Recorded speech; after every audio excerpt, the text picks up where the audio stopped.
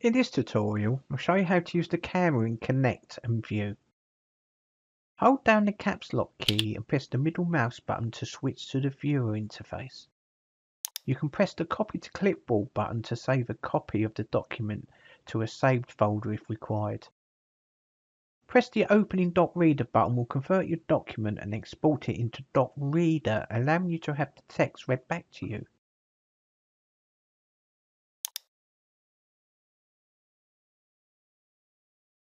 Click the play button or press the hotkey spacebar to play and pause.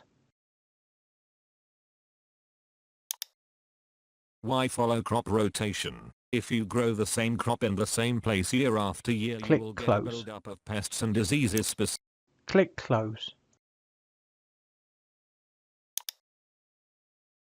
Hold down the caps lock key and press the middle mouse button to switch to the viewer interface.